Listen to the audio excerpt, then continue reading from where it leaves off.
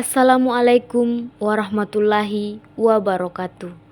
Perkenalkan, nama saya Vika Aulia Anugrah dengan NIM 2204075100014 dari kelas BC223. Nah, pada video kali ini saya akan membahas mengenai kesiapan penyelenggaraan pendidikan inklusif. Apa sih itu penyelenggaraan pendidikan inklusif? Nah, penyelenggaraan pendidikan inklusif merupakan bentuk layanan pendidikan yang mengedepankan aspek pendidikan seperti kurikulum, rencana pembelajaran, pelaksanaan, dan penilaian pembelajaran. Merupakan suatu kesatuan yang merupakan salah satu kesuksesan dalam penyelenggaraan pendidikan inklusif. Adapun faktor lain yang berperan penting dalam penyelenggaraan pendidikan inklusif seperti kerjasama serta keterlibatan semua pihak dalam pendidikan yang merupakan motor penggerak dari pendidikan inklusif. Nah, tanpa ada kerjasama dan kolaborasi dari semua komunitas sekolah, kesuksesan dari penyelenggaraan pendidikan inklusif sulit untuk dicapai. Kolaborasi antara pihak sekolah seperti kepala sekolah, guru, dan staf pengajar, siswa, administrasi sekolah, infrastruktur sekolah yang memadai, komite sekolah, orang tua, masyarakat, serta dinas pemerintah yang terkait sulit untuk mencapai kesuksesan tersebut.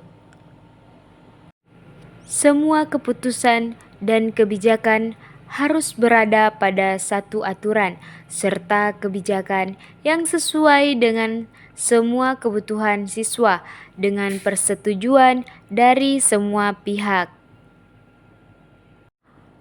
Pemerintah yang membuat kebijakan harus memahami situasi dan kebutuhan yang diperlukan sekolah penyelenggara pendidikan inklusif. Nah, sekolah harus melaksanakan semua kebijakan dan aturan yang telah ditetapkan oleh pemerintah dengan kesepakatan bersama dengan orang tua dan masyarakat. Dengan demikian, hasil yang diharapkan dapat dirasakan manfaatnya oleh semua siswa.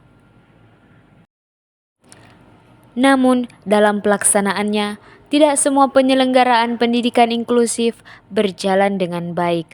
Ada banyak faktor yang belum dapat diatasi oleh sekolah dalam pelaksanaannya. Seperti yang pertama, kurangnya sarana dan prasarana sekolah penyelenggaraan pendidikan inklusif dalam memenuhi kebutuhan semua siswa, terutama siswa ABK atau anak berkebutuhan khusus.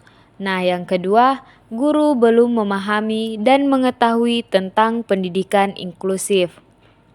Yang ketiga, kurangnya pendampingan bagi sekolah inklusif dalam melaksanakan program pendidikan inklusif.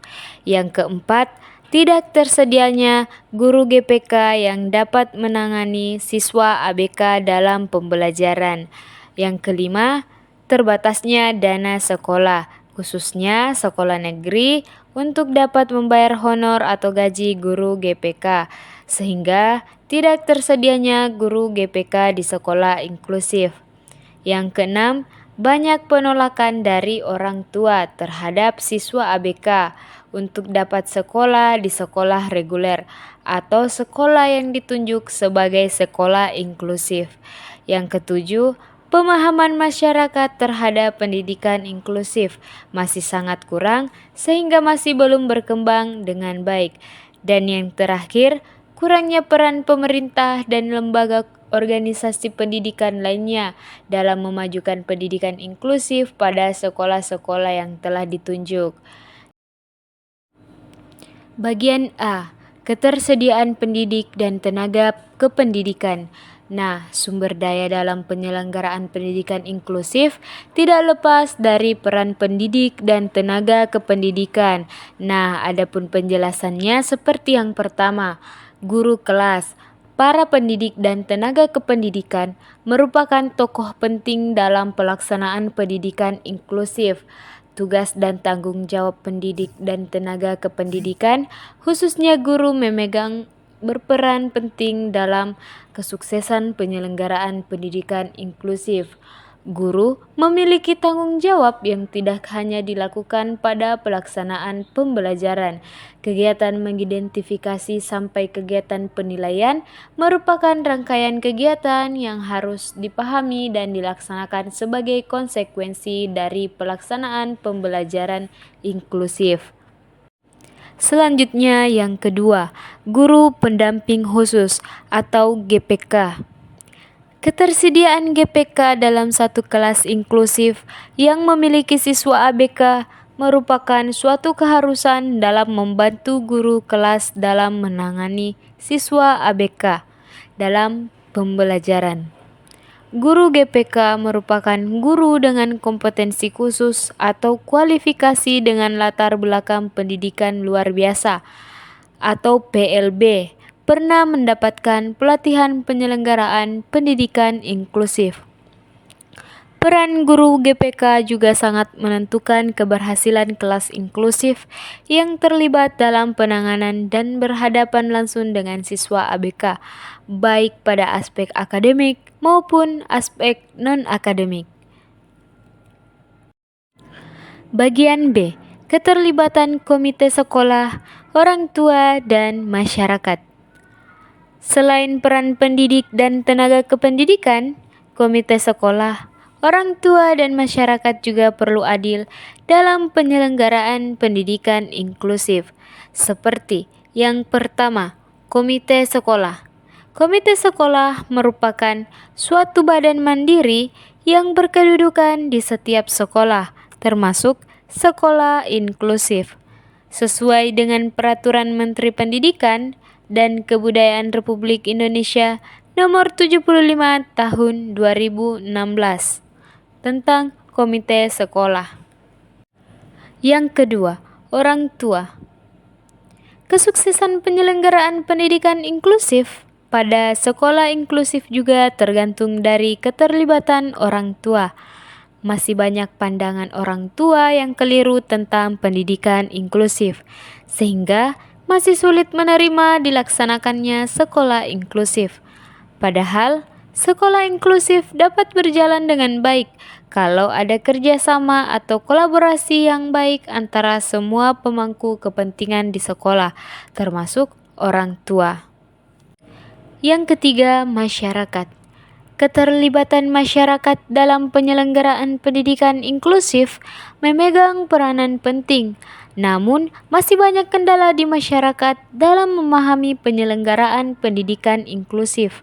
Padahal, dengan keterlibatan masyarakat dalam mendukung sekolah inklusif, keadilan untuk mendapatkan layanan sekolah yang berkeadilan dan humanis untuk mencapai kesejahteraan dapat tercapai.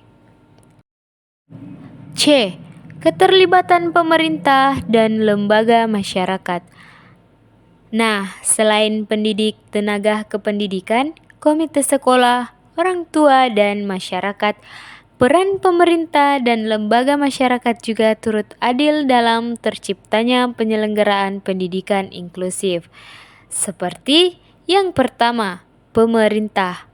Keterlibatan pemerintah dalam penyelenggaraan pendidikan inklusif tidak hanya dalam penetapan aturan atau kebijakan yang berkaitan dengan pelaksanaan pendidikan inklusif.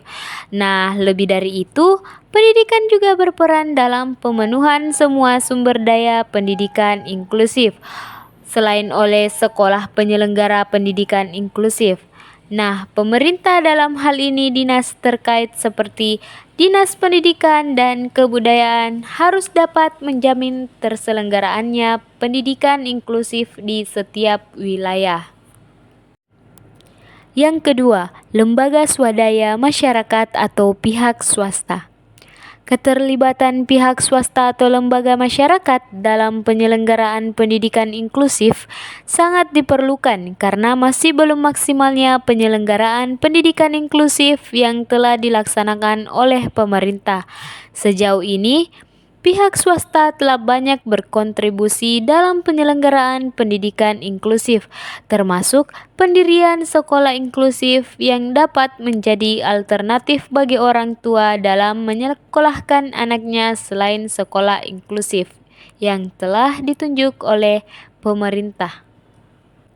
Itulah tadi penjelasan mengenai kesiapan penyelenggaraan pendidikan inklusif. Sekian dan terima kasih.